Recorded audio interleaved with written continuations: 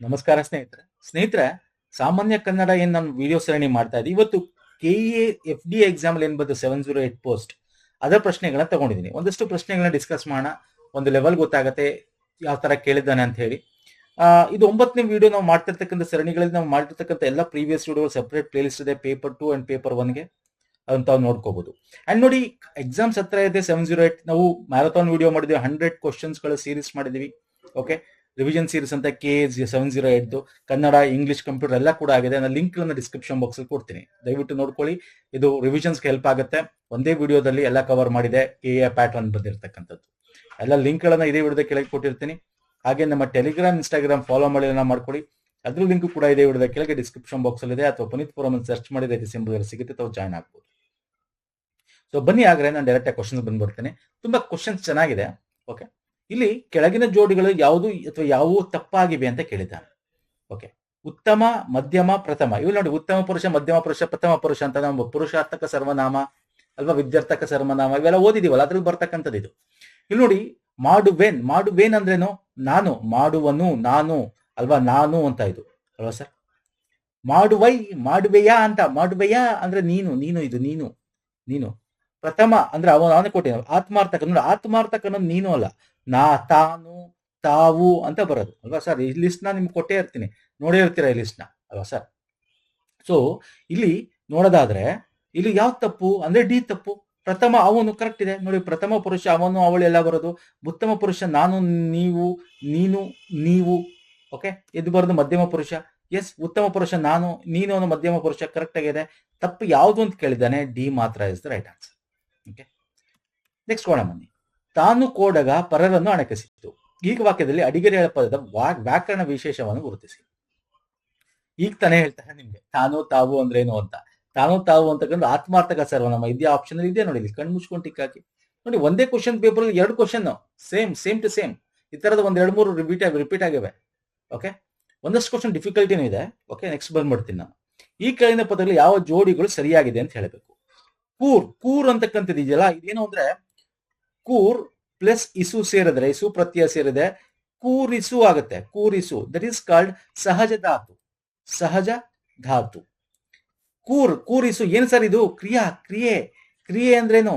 ಧಾತು, ಮೂಲ ರೂಪ ಧಾತು. ಸಹಜ ಧಾತು ಅಂದ್ರೆ ಕ್ರಿಯೆ ಪದದ ಮೂಲ ರೂಪ. ಸಹಜ ಅಂತಕ್ಕಂಥದ್ದು ಇದೆಯಲ್ಲ, ಎರಡು ರೀತಿ ಬರುತ್ತೆ. ಒಂದು ಸಹಜ ಧಾತು ಮತ್ತು ಪ್ರತ್ಯಾಂತ ಧಾತು ಅಂತ ಬರುತ್ತೆ.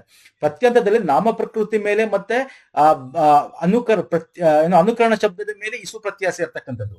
ಸಹಜ ಮೂಲ ಧಾತು ಅಥವಾ ಸಹಜ ಧಾತು ಅಂತ ಏನ್ ಕರಿತೀವಿ, ಅದರಲ್ಲಿ ನಾವು ಕ್ರಿಯಾಪದದ ಮೇಲೆ, ಕ್ರಿಯಾ ಪ್ರಕೃತಿ ಮೇಲೆ ಸೇರ್ತಕ್ಕಂಥದ್ದು. ಕೂರ್ ಅಂದ್ರೆ ಕೂರೋದು, ಕೂರಿಸು, ಇಸು ಪ್ರತ್ಯಯ ಸೇರಿ ಕೂರಿಸು ಆಗತ್ತೆ. ಸಹಜ ಧಾತು ಕರೆಕ್ಟ್ ಇದೆ. ಅದೇ ರೀತಿ ಇಲ್ಲಿ ನೋಡಿ, ಇನ್ನೊಂದು ಕರೆಕ್ಟ್ ಆಗಿದೆ ಅಂತ ಕೇಳಿರೋದು. ಸೊ ಇದು ತಪ್ಪಿದೆ. ಮಗು, ಇದು ಕೂಡ ತಪ್ಪಿದೆ. ಮಗು ಬರುತ್ತೆ ನಿಮ್ಗೆ, ಎಲ್ಲಿ ಬರುತ್ತೆ? ಪುಲ್ಲಿಂಗ ಅಲ್ಲ, ಅದು ನಿತ್ಯ ನಪುಂಸಕಲಿಂಗ ಬರುತ್ತೆ, ನಿತ್ಯ ಬರುತ್ತೆ ಅಲ್ವ ಸರ್. ಹಸಿಯಡು ಇದೊಂದು ಸ್ವಲ್ಪ ಕನ್ಫ್ಯೂಸ್ ಇದೆ. ಓಕೆ, ಪ್ರಕೃತಿ ಸ್ಥಿತಿ ಅಂತಕ್ಕಂಥದ್ದು ಏನಿದೆ ಅಂದ್ರೆ ಸ್ವಾಭಾವಿಕವಾಗಿ ಇರ್ತಕ್ಕಂಥದ್ದು ಅಂತ ಹೇಳಿ. ಸೊ ಇದು ತಪ್ಪಿದೆ. ಡಿ ನೋಡೋದಾದ್ರೆ ನೋಡಾಳ್ ಅಂತಂದ್ರೆ ಏನು? ನೋಡಾನು, ನೋಡಾಳು ಅಂತ ಬರುತ್ತೆ. ನೋಡಾನು ಅಂದ್ರೆ ನಿಷೇಧಾರ್ಥಕ, ಇದು ಕರೆಕ್ಟ್ ಇದೆ. So A and D is the right answer ಇಲ್ಲಿ. ಓಕೆ, ನಾನು ತೋರಿಸ್ತೀನಿ ನಿಮಗೆ. ನಿಷೇಧಾರ್ಥಕಗಳಲ್ಲಿ ನೋಡನು, ಓದರು, ತಿನ್ನಳು ಅಲ್ವಾ. ನೋಡನು ಇಲ್ಲೇನಿದೆ? ನೋಡಳು ಅಂದ್ರೆ ನೋಡಾಳು ಅಂತ ಅರ್ಥ. ನೋಡನು, ನೋಡಳು ಅಂದ್ರೆ ನಿಷೇಧಾರ್ಥಕ ಬರುತ್ತೆ. ಓಕೆ, ಕ್ರಿಯಾಪದದ ಮೂಲ ರೂಪ. ಫೈನ್ ಸರ್, ನೆಕ್ಸ್ಟ್ ಬರ್ತೇನೆ. ಈ ಕೆಳಗಿನಲ್ಲಿ ಗುಂಪಿಗೆ ಸೇರದ ಪದವನ್ನು ಗುರುತಿಸಬೇಕು. ಓಕೆ, ಇಲ್ಲಿ ಮೂಡಣ, ಎಲ್ಲ, ಅದು, ಏನು. ಓಕೆ, ಇಲ್ಲಿ ನೋಡಿದ್ರೆ ದಿಕ್ಕು ಹೇಳ್ತಾ ಇದೆ ಅನ್ಕೋತೀನಿ. This is the simple question ಅನ್ಕೋಬಹುದು. ಮೂಡಣ is the right answer. Next, ಈ ಕೆಳಗಿನ ವಿವರಣೆಗಳಲ್ಲಿ ಎಷ್ಟು ಹೇಳಿಕೆ ಅಥವಾ ಹೇಳಿಕೆಗಳು ತಪ್ಪಾಗಿರೋದು ಹೇಳಬೇಕು. Fine sir. ಇಲ್ಲಿ ಏನಿದೆ? ಪೂರ್ಣ ವಿರಾಮ ಇಲ್ಲವಾದರೆ, ಓಕೆ ಅಂದ್ರೆ ಫುಲ್ ಸ್ಟಾಪ್ ಇಲ್ಲವಾದರೆ, ಅರ್ಥೈಸಿಕೊಳ್ಳುವಾಗ ಹಲವಾರು ಅನರ್ಥಗಳಿಗೆ. ಹೌದು ಸರ್ ಅಲ್ವಾ, ಆಗುತ್ತೆ. ಇದು ಸಿಂಪಲ್ ಕ್ವಶನ್. ನೀವು ಕನ್ನಡ ಮಾಮೂಲಿ ಓದ್ತಾ ಇದ್ದೀರಾ ಅಂತ ಗೊತ್ತು.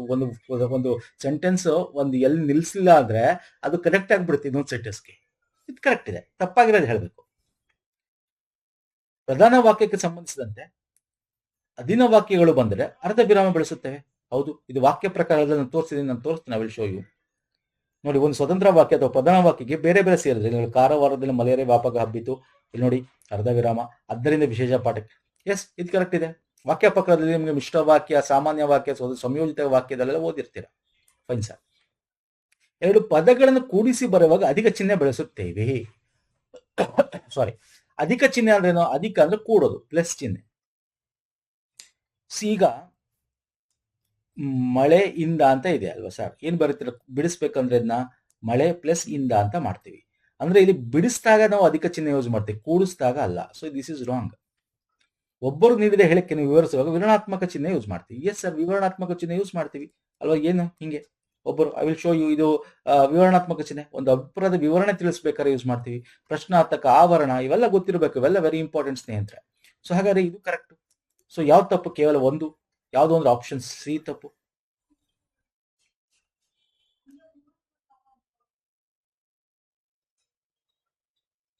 ಓಕೆ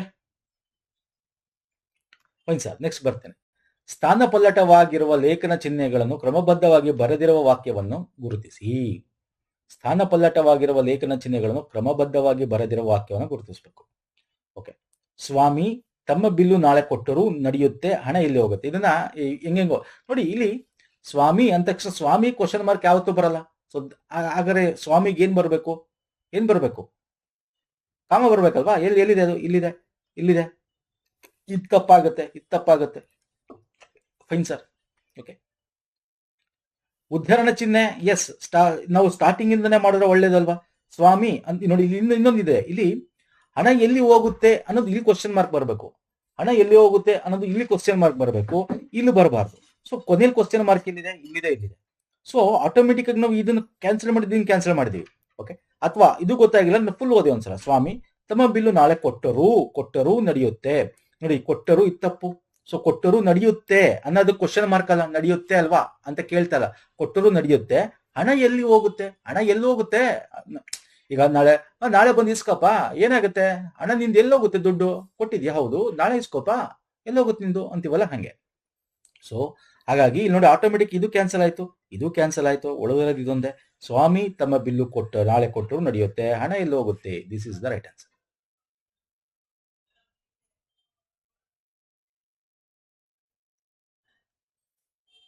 ಅರ್ಥ ಆಯ್ತಲ್ವಾ? Option 3 is the right answer. Sorry, next ಬರ್ತೇನೆ. ಪದ ಮತ್ತು ಪ್ರತ್ಯಯಗಳ ನಡುವಿನ ಸಂಧಿಗಳನ್ನು ಯಾವ ಹೆಸರಿಂದ ಕರೆಯುತ್ತಾರೆ? ಪದ ಮತ್ತು ಪ್ರತ್ಯಯಗಳ ನಡುವಿನ ಸಂಧಿಯನ್ನು ಯಾವ ಹೆಸರಿಂದ ಕರೆಯುತ್ತಾರೆ? ಪದ ಮಧ್ಯ ಸಂಧಿ, ಪದಾಂತ್ಯ ಸಂಧಿ. ನೋಡಿ, ಈ ತರದಲ್ಲಿ ಯಾಕೆ ಕೇಳ್ತಾನೆ ಗೊತ್ತಿಲ್ಲ. ಈ ತರ ನಮಗೆ ಯೂಶಲಿ 10th ತನಕ ಕೇಳಬೇಕು. ಈ ತರ ತುಂಬಾ ಡೀಟೇಲ್ ವ್ಯಾಕರಣಗಳನ್ನ ಇತ್ತೀಚೆಗೆ ಜಾಸ್ತಿ ಕೇಳ್ತಾ ಇದ್ದಾರೆ ಎಕ್ಸಾಮ್ಗಳಲ್ಲಿ. ಯಾಕಂದ್ರೆ ತುಂಬಾ ಈಸಿ ಆಗೋಯ್ತು ಅಂತೇನೋ, ಅಥವಾ ಕಾಂಪಿಟೇಷನ್ ಜಾಸ್ತಿ ಆಗೋಯ್ತು ಅಂತ ಕೇಳಲ್ಲ. ಪದ ಮತ್ತು ಪ್ರತ್ಯಯಗಳ ನಡುವೆ ಆಗೋದನ್ನ ಪದ ಮಧ್ಯ ಸಂಧಿ ಅಂತ ಕರಿತೀವಿ. ಇದ್ರಲ್ಲಿ ಎರಡು ಬರುತ್ತೆ, ಪದ ಮಧ್ಯ ಮತ್ತು ಪದಾಂತ್ಯ ಅಂತ ಬರುತ್ತೆ. ಓಕೆ, ವ್ಯಂಜನ ಸಂಧಿ ನಿಮ್ಗೆ ಗೊತ್ತೇ ಇದೆ. ವ್ಯಂಜನ ಸಂಧಿಯಲ್ಲಿ ಬರುತ್ತೆ, ನಾವು ಕನ್ನಡ ಸಂಧಿಗಳಲ್ಲಿ ನೋಡ್ತೀವಿ. ಆದೇಶ ಸಂಧಿಲಿ ಸ್ವರಕ್ಕೆ ವ್ಯಂಜನ ಅಥವಾ ವ್ಯಂಜನ ಸೇರೋದು ಆದೇಶ ಸಂಧಿ ಆಗೋದು ಅಲ್ವಾ? ಸ್ವರ ಪ್ಲಸ್ ವ್ಯಂಜನ ಅಥವಾ ವ್ಯಂಜನ ಪ್ಲಸ್ ವ್ಯಂಜನ ಸೇರೋ ಆದೇಶ ಸಂಧಿ ಆಗೋದು. ಸೊ ವ್ಯಂಜನ ಅಲ್ಲ. ಇನ್ನು ಪದ ಮಧ್ಯ ಸಂಧಿ ಬಗ್ಗೆ, ಪದಾಂತ್ಯ ಸಂಧಿಯ ಬಗ್ಗೆ ಹೇಳೋದಾದ್ರೆ ಡೆಫಿನಿಷನ್ಸ್ ಕೇಳಿದಾನಷ್ಟೇ. ಅಗೇನ್ ಇದನ್ನ ಓದ್ಬೇಕಾ ಸರ್? ಇದನ್ನೆಲ್ಲ ಓದ್ ಅರ್ಥ ಮಾಡ್ಕೊಳ್ಳೋ ನೆಸಿಟಿ ಇದೆ. ಎಲ್ಲೋ ಅಲ್ಲೊಂದು ಇಲ್ಲೊಂದು ಬರುತ್ತೆ. ನಾನು ಹೇಳೋದು, ನೀವು ನಿಮ್ಮ ಕ್ವಾಲಿಟಿ ಟೈಮ್ ನ ಇಂಥದಕ್ಕೆ ಯೂಸ್ ಮಾಡಬೇಡಿ ಅಂತ. ಎಲ್ಲ ಒಂದು ಬರುತ್ತಾ ಬಿಡಿ, ಏನು ಮಾಡಿ, ನಾವು ಎಲ್ಲ 100% ಯಾರು ಮಾಡಕ್ ಬರಲ್ಲ, ಎಲ್ಲ 100% ಕ್ವಶನ್ ಯಾರು ಅಟೆಂಡ್ ಮಾಡಲ್ಲ. ನಾನು ಹೇಳೋದು ಈ ತರದ್ದು ಎಲ್ಲ ಒಂದೊಂದು ಬರುತ್ತೆ. ಇಂಥ ಡೀಟೇಲ್ದಕ್ಕೆ ಹೋಗೋದ್ ಬೇಕಾಗಿಲ್ಲ ಅಂತ. ಎಲ್ಲೋ ಒಂದೊಂದು, ಯಾವಾಗ್ಲೂ ಒಂದೊಂದು ಅಪರೂಪಕ್ಕೆ 1% ಇಲ್ಲ, 0.1% ಬರುತ್ತೆ. 1%ಗೆ ನೀವು ಹುಡುಕೊಂಡು ಯಾಕೆ ಓದಬೇಕು ಅಂತ. ಏನಿದೆ ಅದನ್ನು ಓದಿ. ಓಕೆ, ಸೊ ಏನಿದೆ ಅದನ್ನು ಓದಿ. ಸೊ ಪದ ಮಧ್ಯ ಅಂದ್ರೆ ಪ್ರಕೃತಿ ಪ್ಲಸ್ ಪ್ರತ್ಯಯಗಳ ಸೇರುವಿಕೆಯಿಂದ ಆಗ್ತಕ್ಕಂಥದ್ದು. ಇಲ್ಲಿ ಪ್ರಕೃತಿ ಮತ್ತೆ ಪ್ರತ್ಯಯಗಳಂತಕ್ಕಂಥ ಅಂದಾಗ ನಾವು ಇಲ್ಲಿ ನೋಡಿದ್ರೆ ಮನೆ ಪ್ಲಸ್ ಇಂದ, ಇಲ್ಲಿ ಆ ನೋಡು, ಆ ಅನ್ನೋ ಒಂದು ನೋಟವನ್ನ ನಾವು ನೋಡು ಪ್ಲಸ್ ಆ ಅನ್ನುವಂತ ಬೆಳೆಸ್ಬೋದು. ಮಾತೊಳು, ಮಾತು ಪ್ಲಸ್ ಒಳ್ಳಂತೆ ಬೆಳೆಸ್ಬೋದು.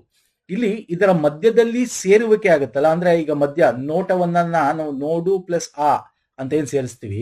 ಸೊ ಈ ತರ ಆಗುತ್ತಲ್ಲ, ಅದು ಪದ ಮಧ್ಯ ಸಂಧಿ ಅಂತ ಕರಿತೀವಿ. ಅದೇ ತರ ಪದಾಂತ್ಯ ಅಂದ್ರೆ ಕೊನೆಯಲ್ಲಿ ಒಂದು ಪದದ ಮುಂದೆ ಇನ್ನೊಂದು ಪದವು ಪ್ರತ್ಯಯವೂ ಸೇರಿದ್ರೆ ಆ ಸಂಧಿಯನ್ನು ಪದಾಂತ್ಯ ಸಂಧಿ ಅಂತ ಕರಿತೀವಿ. ಓಕೆ, ಸೊ ಈ ತರದ್ದೆಲ್ಲ ತುಂಬಾ ಬೇಕಾಗಲ್ಲ ಅಂತ ಅನ್ಕೋತೀನಿ ಸ್ನೇಹಿತರೆ, ಇದನ್ನೆಲ್ಲ. ಸೊ ಓದೋದು, ಬಟ್ ಡೆಫಿನಿಷನ್ಸ್ ಬೇಕಾದ್ರೆ ನೋಡ್ಕೋಬಹುದು.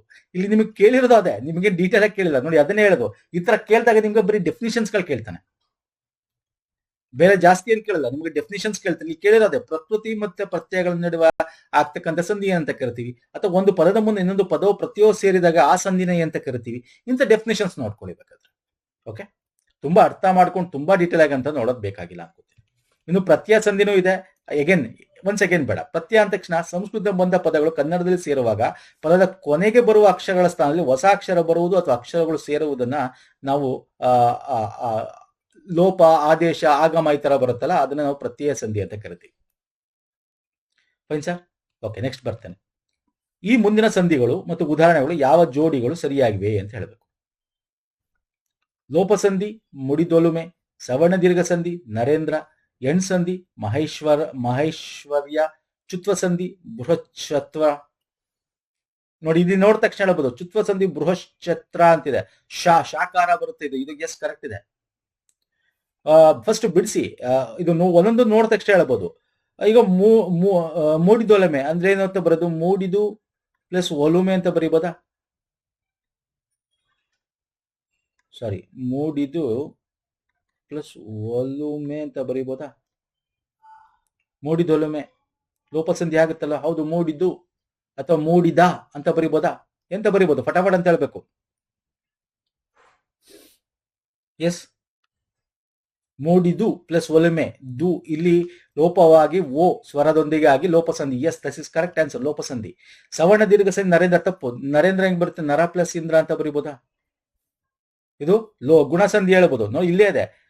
ಎ ಓ ಅರ್ ಕಾರ ಬರುತ್ತೆ, ನರೇಂದ್ರ ಅರ್ ಕಾರ ಬರುತ್ತೆ. ಗುಣಸಂಧಿ ನೋಡಿ, ಇದರಲ್ಲಿ ಆಕಾರ ನರೇಂದ್ರ ಅಥವಾ ಈ ಕಾರ ಅಥವಾ ಏಕಾರ ಬಂದಾಗ ಓ ಕಾರಕ್ಕೆ ರೂ ಅಂದಾಗ ಅರ್ಕಾರೋ ಆದೇಶ ಬರುತ್ತೆ. ನರೇಂದ್ರ, ಅರ್ಥ ಆಗ್ತಿದೆಯಲ್ಲ? ನರೇಂದ್ರ ಅರ್ಕಾರ ಆದೇಶವಾಗಿ ಬರುತ್ತೆ. ಅಂದ್ರೆ ಇದೇನು ಸವರ್ಣ ಅಲ್ಲ, ಗುಣಸಂಧಿ ಆಗುತ್ತೆ. This is wrong.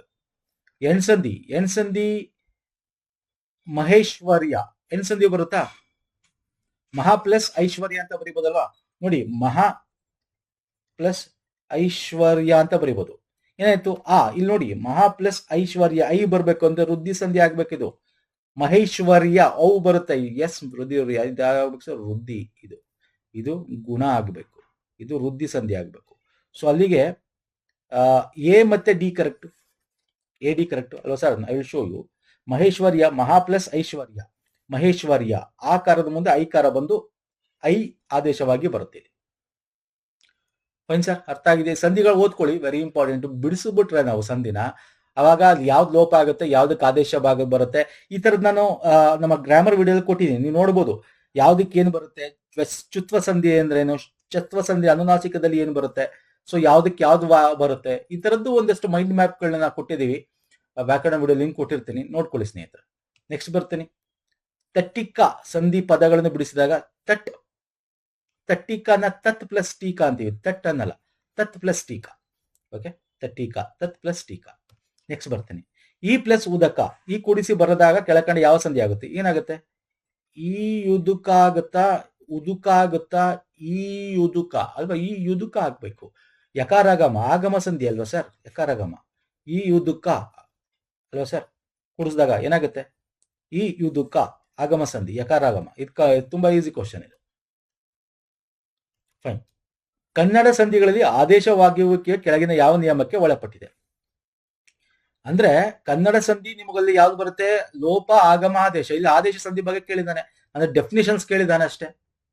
ಅರ್ಥ ಆಗ್ತಿಲ್ಲ ನೋಡಿ. ಇದು ನೀವು ಕ್ವಶನ್ ಅರ್ಥ ಮಾಡ್ಕೊಂಡ್ಬಿಟ್ರೆ ಈಸಿ. ಇದು ಕನ್ನಡ ಸಂಧಿಗಳಲ್ಲಿ ಆದೇಶವಾಗುವಿಕೆಯು ಕೆಳಗಿನ ಯಾವ ನಿಯಮಕ್ಕೆ ಒಳಪಟ್ಟಿದೆ?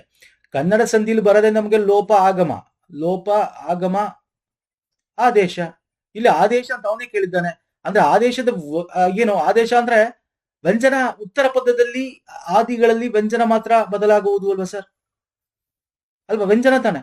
ಪೂರ್ವ ಪದನ, ಉತ್ತರ ಪದನ. ಇಲ್ಲಿ ನೋಡಿ, ಸ್ವರ ಪ್ಲಸ್ ವ್ಯಂಜನ, ವ್ಯಂಜನ ಪ್ಲಸ್ ವ್ಯಂಜನ. ಅಂದ್ರೆ ಉತ್ತರ ಪದದ ಆದಿಯ ಕತಪಗಳಿ ಗದಬಗಳು. ನೋಡಿ ಡೆಫಿನಿಷನ್ ಇದು ಸರ್. ಆದೇಶ ಅಂತ ಹೇಳಿದೆ ಅದೇ ನೋಡಿ. ಸಾಮಾನ್ಯ ಉತ್ತರ ಪದ ಆದಿಯಲ್ಲಿ ಕತಪ ವ್ಯಂಜನಗಳೇ ಕ್ರಮವಾಗಿ ಗದಬಗಳು ವ್ಯಂಜನವಾಗಿ ಆದೇಶವಾಗಿ ಬರುತ್ತದೆ. ಡೆಫಿನಿಷನ್ ಕೇಳಿದಲ್ಲಿ ನಿಮ್ಗೆ ಅಷ್ಟೇ, ನಾನು ನಮ್ಗೆ ಅದನ್ನೇ ಹೇಳ್ತಾ ಇರೋದು. ನೀವು ಏನು ಅಂತಂದ್ರೆ ಏನ್ ಬರುತ್ತೆ ಅಂತಕ್ಕಂಥದ್ದು ಡೆಫಿನಿಷನ್ ಇದೆಯಾ? ಯಾವುದೇ ಸಂಧಿಗಳಲ್ಲಾಗಿರ್ಬೋದು, ಸಮಾಸಗಳಲ್ಲಾಗಿರ್ಬೋದು, ಇತ್ತೀಚೆಗೆ ಡೆಫಿನಿಷನ್ಸ್ಗಳನ್ನ ಕೇಳ್ತಾ ಇದ್ದಾರೆ. ಓಕೆ, ಉತ್ತರ ಪದದ ಆದಿಯಲ್ಲಿರೋ ವ್ಯಂಜನ ಮಾತ್ರ ಬದಲಾಗುವುದು. ಉತ್ತರ ಪದದ ಆದಿಯಲ್ಲಿ ಕೇಳಿದ, ಉತ್ತರ ಪದದ ಆದಿಯಲ್ಲಿ ಅಂದ್ರೆ ಫಾರ್ ಎಕ್ಸಾಂಪಲ್ ಮಳೆಕಾಲ ಅಂದ್ರೆ ಮಳೆಗಾಲ, ಕಾ ಮಾತ್ರ ಉತ್ತರ ಪದದ ಆದಿ. ಇದು ಪೂರ್ವ ಪದ. ಉತ್ತರ ಪದದ ಆದಿ ಅಂದ್ರೆ ಈ ಅಕ್ಷರ. ಓಕೆ, ಸೊ ಅರ್ಥ ಆಗ್ತಿದೆಯಲ್ಲ? ಮಳೆ ಕಾ ಬದಲು ಗಾ ಬರುತ್ತೆ, ಮಳೆಗಾಲ. So option B 2 is the right answer. ಅರ್ಥ ಆಯ್ತಾ? Yes sir. ನೆಕ್ಸ್ಟ್ ಹೋಗೋಣ ಬನ್ನಿ. ಈ ಕೆಳಗೆ ನೀಡಿದ ವಾಕ್ಯಗಳಲ್ಲಿ ಗೆರೆ ಎಳೆದ ಪದದ ಸರಿಯಾಗಿ ಹೊಂದಾಣಿಕೆಯಾದ ವಿಭಕ್ತಿ ಪ್ರತ್ಯಯಗಳನ್ನು ಜೋಡಿಯನ್ನು ಗುರುತಿಸಿ. ಯಾವ್ದು ಕರೆಕ್ಟ್ ಆಗಿ ಹೊಂದಾಣಿಕೆ ಆಗಿದೆ ಅಂತ ನೋಡಿ. ಇದು ಕೂಡ ಈಸಿ ಇದೆ. ಊರುಗಳಲ್ಲಿ ಅಂದ್ರೆ ಅಲ್ಲಿ ಇದೆ. ಅಲ್ಲಿ ಅಂತಕ್ಕಂಥದ್ದು ಏನೋ ಸಪ್ತಮಿ ಬರುತ್ತಲ್ವಾ, ಇದು ತಪ್ಪು. ಹುಡುಗನು ಪುಸ್ತಕವನ್ನು ಅನ್ನು ಅಂತ ಬರುತ್ತಲ್ವಾ, ಅನ್ನು ಅಂದ್ರೆ ದ್ವಿತೀಯ ವಿಭಕ್ತಿ, ತಪ್ಪು. ಇದು ದ್ವಿತೀಯ ಅಲ್ವಾ ಸರ್, ದ್ವಿತೀಯ. ಇದು ಆ ಅಲ್ಲಿ ಅಂದ್ರೆ ಸಪ್ತಮಿ ಬರುತ್ತಲ್ವಾ ಸರ್, ಸಪ್ತಮಿ. ಅವನ ದೆಸೆಯಿಂದ ಅಂಜಿಕೆ, ಪಂಚಮಿ ವಿಭಕ್ತಿ. ದೆಸೆಯಿಂದ ಪಂಚಮಿ, ಇದು ಕರೆಕ್ಟ್ ಇದೆ. ಒಂದೇ ಕರೆಕ್ಟ್ ಕರೆಕ್ಟ್ ಯಾವ್ದು ಅಂತ ಕೇಳಿದ್ರೆ 4 ಆಪ್ಷನ್ ಇದೆ ಕರೆಕ್ಟ್. ಕಣಜದಲ್ಲಿ ಅಗೇನ್ ಅಲ್ಲಿ ಬಂತು, ಷಷ್ಠಿ ಬರಲ್ಲ, ಸಪ್ತಮಿ ಬರುತ್ತೆ. So this is the right answer. Sir ಅಲ್ಲಿ ತೋರಿಸ್ತೀನಿ ನಾನು. ಅನ್ನು ದ್ವಿತೀಯ, ಇಂದಾಗೆ ದೆಸೆಯಿಂದ ಪಂಚಮಿ, ಆ ಅಲ್ಲಿ is the Saptami. Same concept. Question ಕೇಳೋ ರೀತಿ ಚೇಂಜ್ ಆಗ್ತಾ ಇದೆ ಅಷ್ಟೇ. ಸಿಂಗಲ್ ಆಗಿ ಕೇಳ್ತಿದ್ದ, ಒಂದಿಸಿ ಬರೆಯಲಿ ಕೇಳ್ತಿದ್ದ, ಈಗ ಈ ತರ ಡಿಫ್ರೆಂಟ್ ಆಗಿ ಕೇಳ್ತಾನೆ ಅಷ್ಟೇ.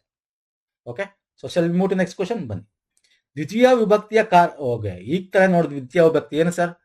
ಕರ್ತೃ ಕರ್ಮ. ಪ್ರಥಮ ಕರ್ತೃ, ದ್ವಿತೀಯ ಕರ್ಮ ಅಲ್ವಾ? ಇಲ್ಲೇ ನೋಡಿ, ಕಾರಕಾರ್ಥಗಳು. ಪ್ರಥಮಕ್ಕೆ ಕರ್ತೃ, ದ್ವಿತೀಯ ಕರ್ಮ, ತೃತೀಯ ಕರ್ಣ, ಚತುರ್ಥಿಗೆ ಸಂಪ್ರದಾನ, ಪಂಚಮಿ ಅಪದಾನ, ಷಷ್ಠಿ ಸಂಬಂಧ, ಅಧಿಕರಣ, ಸಪ್ತಮಿ. ಅಗೇನ್ ನೆಕ್ಸ್ಟ್ ಅಪ್ಕಮಿಂಗ್ ಎಕ್ಸಾಮ್ ನಿಮ್ಗೆ ಹಳೆಗಣದ ಪ್ರತ್ಯಯನ ಕೇಳಬಹುದು. This is very important. ನೋಡ್ಕೊಳ್ಳಿ, ಹಳೆಗಣದ ಪ್ರತ್ಯಯ. ಪ್ರಥಮಗೆ ಅಂ, ಇಂ, ಇಂದಂ, ಇಂದೆ, ಗೆ, ಕೆ, ಅತ್ತನಿಂ, ಅತ್ತನಿಂದಂ, ಆ, ಓಳ್, ಇವೆಲ್ಲ ದಯವಿಟ್ಟು ನೋಡ್ಕೊಳ್ಳಿ ಸ್ನೇಹಿತರೆ. ಸೊ ಇದೇ ಕ್ವಶನ್ಗೆ ಬೇಕಾದ್ರೆ ನಿಮ್ಗೆ ಹಳೆಗನ್ನಡ ಪ್ರತ್ಯಯನ ಹಾಕಿ ಕೇಳಬಹುದು ನಿಮ್ಗೆ. ಓಕೆ, ನೆಕ್ಸ್ಟ್ ಕ್ವಶನ್ ಬನ್ನಿ. ಈ ಕೆಳಗಿನ ಪದಗಳಲ್ಲಿ ನಿಖರವಲ್ಲದ ಸುದ್ದಿ ಎಂಬ ಅರ್ಥ ಸಾದೃಶ್ಯ ಬರುವ ನುಡಿಗಟ್ಟು. ನಿಖರವಲ್ಲದ್ದು ಅಂದ್ರೆ ಸರಿ ಇಲ್ಲ, ಎಲ್ಲೆಲ್ಲಿನೋ ತೂರ್ಕೊಂಬಂದು ಗಾಳಿ ಮಾತು ಅಂತ ಹೇಳ್ಬೋದಾ? ಗಾಳಿ ತೂರು ಬೇರೆ, ಗಾಳಿಗೆ ತೂರು ಬೇರೆ. ಓಕೆ, ಗಾಳಿಗೆ ತೂರು ಅಂದ್ರೆ ಏನೋ ಒಂದು ತೂರ್ತಾ ಇದೀವಿ ಗಾಳಿಗೆ ಅಂತ. ಈಗ ನಾವು ಭತ್ತ ತೂರ್ತೀವಿ ಗಾಳಿಗೆ, ಗೊತ್ತಲ್ವಾ? ಸೊ ಇದು ಆ ತರ ಅರ್ಥ ಕೊಡುತ್ತೆ. ಗಾಳಿ ಗೋಪುರ ಇಲ್ಲ, ಗಾಳಿಯಲ್ಲಿ ಗೋಪುರ ಕಟ್ಟೋದು ಅಂತಂದ್ರೆ ಏನೋ ಸುಳ್ಳು ಹೇಳ್ತಿದ್ಯಾ, ಏನೋ ಒಂಥರ ನೀನ್ ಹೇಳೋದು ಹೆಂಗಿದೆ ಅಂತಂದ್ರೆ ಅದ್ ನಡೆಯಕ್ ಸಾಧ್ಯ ಇಲ್ಲ, ಅಂದ್ರೆ ಗಾಳಿ ಗೋಪುರ ಕಟ್ತೀಯ ಅಂತ. ಅದೇ ಬೇರೆ. ನಿಖರವಲ್ಲದ ಸುದ್ದಿ ಕೇಳಿರೋದು ಗಾಳಿ ಸಮಾಚಾರ, ಗಾಳಿ ಮಾತು, ಗಾಳಿ ಮಾತು, ಗಾಳಿ ಸಮಾಚಾರ. ಗಾಳಿ ಮಾತು ಅಂತ ಫಿಲಮ್ ಇದೆ ಅಲ್ವಾ, ಗಾಳಿ ಸಮಾಚಾರ.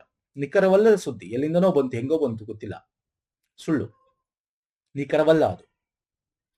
ಫೈನ್, ಇಲ್ಲಿ ಕೊಟ್ಟಿದ್ದೀನಿ ನೋಡಿ, ಪಕ್ಕ ಎಲ್ಲ ನಿಖರವಲ್ಲದ. ಓಕೆ, ಸೊ ನೆಕ್ಸ್ಟ್ ಮುಗೋಣ. ಗುಡಾರ ಎತ್ತು ಎಂಬ ನುಡಿಗಟ್ಟಿನ ಅರ್ಥವನ್ನು ಈ ಕೆಳಗಿನ ಯಾವ ಪದವು ಸಮರ್ಥಿಸುತ್ತದೆ? ಅಂದ್ರೆ ಇದು ನಾವು ಮನೇಲಿ ಮಾತಾಡ್ತಿರ್ತೀವಿ. ನಿಮ್ಗೆ ಅದೇ ನಿಮ್ಮ ಈ ನಾನು ಹೆಚ್ಚಾಗಿ ಈ ತರ ಪದಗಳನ್ನೆಲ್ಲ ನಾವು ಏನಿದೆ ಇಲ್ಲಿ ಕೇಳಿದ್ನಲ್ಲ, ಇವೆಲ್ಲ ಮಂಡ್ಯ ಮೈಸೂರು ಭಾಗ ಅಂದ್ರೆ ಈ ಕಡೆ ಭಾಗದಲ್ಲಿ ಮಾತಾಡ್ತಾರೆ. ನಿಮ್ಗೂ ಆ ಕಡೆ ನಾರ್ತ್ ಅಲ್ಲಿ ಗೊತ್ತಿಲ್ಲ ಈ ತರ ಮಾತಾಡ್ತೀರಾ ಅಂತ ಗೊತ್ತಿಲ್ಲ, ಕಮೆಂಟ್ ಮಾಡಿ ಸ್ನೇಹಿತರೆ. ಈ ಕಡೆ ಮಾತಾಡ್ತಾರೆ, ಏನಂತ ಮಾತಾಡ್ತಾರೆ, ನೀನ್ ಮನೆಗಳಲ್ಲೇ ಹೇಳ್ತಾರೆ, ನೀವೇನ ಹರ್ಕೊಂಡ್ ಕೂತಿದ್ರೆ ನಮ್ ಕಡೆ ಎಲ್ಲ ಹೇಳ್ತಾರೆ ಮನೆಗಳಲ್ಲೇ, ಏನ್ ಗುಡಾರ ಹಾಕೊಂಡ್ ಕೂತಿದ್ದೆ, ನಿನ್ ಗುಡಾರ ಎತ್ತು ಅಂತಾರೆ. ಅಂದ್ರೆ ನೀನ್ ಇಟ್ಕೊಂಡಿರೋ ನೀನ್ ಏನಿದೆಯಲ್ಲ ಎತ್ಕೊಂಡು ಹೊರಡು ಅಂತ, ನಿಂದ ಏನಿದೆ ಸಾಮಾನು ಎತ್ತು ಅಂತ. ಅಂದ್ರೆ ಚಲನೆ ಇಲ್ಲದ, ತಟಸ್ಥವಾಗುವಲ್ಲ, ನಿಂತು ಬಿಡುವಲ್ಲ, ಹೊರಡು ಅಂತ, ಅಲ್ಲಿಂದ ಎತ್ಕೊಂಡು ಹೊರಡು ಅಂತ. ಅರ್ಥ ಆಗ್ತಿದೆಯಲ್ಲ? ಎಸ್, ಇವೆಲ್ಲ ಆಡು ಭಾಷೆಗಳು. ಅದಕ್ಕೆ ಹೇಳೋದು, ನಿಮ್ಮ ಕನ್ನಡ, ನಿಮ್ಗೆ ಕನ್ನಡ ನಿಮ್ಮ ಮಾತೃಭಾಷೆ ಆಗಿದ್ದು ಹಳ್ಳಿ ಸೊಗಡಿನಲ್ಲಿ ಇದ್ದವ್ರಿಗೆ ಇಂಥದ್ದೆಲ್ಲ ತುಂಬಾ ಈಸಿ. ಹಳ್ಳಿ ಸೊಗಡಿನಲ್ಲೇ ಬಂದಿರೋರಿಗೆ ಇಂಥದ್ದೆಲ್ಲ ತುಂಬಾ ಈಸಿ ಸ್ನೇಹಿತರೆ. ಓಕೆ, ಒಂದಷ್ಟು ಡಿಸ್ಕಸ್ ಮಾಡಿದೀನಿ. ಇನ್ನೊಂದಷ್ಟು ಪ್ರಶ್ನೆಗಳಿದೆಯಲ್ಲ, ಇದನ್ನ ಪಾರ್ಟ್ 2 ಅಂದ್ರೆ ನೆಕ್ಸ್ಟ್ ವಿಡಿಯೋದಲ್ಲಿ ಇದನ್ನ ಡಿಸ್ಕಸ್ ಮಾಡ್ತೀನಿ. ಹಂಗೆ ಎಲ್ಲ ಪೇಪರ್ 2 ಎಲ್ಲಾನು ಬೇಕು ಅಂತ ಕಮೆಂಟ್ ಮಾಡಿ. ಸೊ ಫಾಸ್ಟ್ ಆಗಿ ಬಿಫೋರ್ 708 NHK ಎಕ್ಸಾಮ್ಗಿಂತ ಮುಂಚೆ ಮುಗಿಸ್ಕೋಣ. ಇಷ್ಟ ಆಗಿ ಲೈಕ್ ಮಾಡಿ, ಶೇರ್ ಮಾಡಿ, ಸಬ್ಸ್ಕ್ರೈಬ್ ಮಾಡ್ಕೊಳ್ಳಿ. ಓಕೆ, ನಮ್ಮ ಟೆಲಿಗ್ರಾಮ್, ಇನ್ಸ್ಟಾಗ್ರಾಮ್ ಫಾಲೋ ಮಾಡಿಲ್ಲ ಮಾಡ್ಕೊಳ್ಳಿ ಸ್ನೇಹಿತರೆ. ಲಿಂಕ್ ಡಿಸ್ಕ್ರಿಪ್ಷನ್ ಬಾಕ್ಸ್ ಅಲ್ಲಿ ಕೊಟ್ಟಿರ್ತೀನಿ. ಓಕೆ, ಪ್ಲೇ ಲಿಸ್ಟ್ ಕೊಟ್ಟಿರ್ತೀನಿ, ಪ್ರೀವಿಯಸ್ ವಿಡಿಯೋಸ್ ನೋಡಿ. ಹಾಗೆ ನಾನು ನಿಮ್ಗೆ ಏನ್ ಹೇಳಿದೆ ಮ್ಯಾರಥಾನ್ ವಿಡಿಯೋ ಆ ಲಿಂಕ್ ಕೊಟ್ಟಿರ್ತೀನಿ. That is very important. ಅದನ್ನ ಒಂದ್ಸಲ ನೋಡ್ಕೊಳ್ಳಿ ಸ್ನೇಹಿತರೆ. ಸೊ ನೆಕ್ಸ್ಟ್ ವಿಡಿಯೋಲಿ ಬರ್ತೀನಿ. ನಮಸ್ಕಾರ, ಧನ್ಯವಾದಗಳು.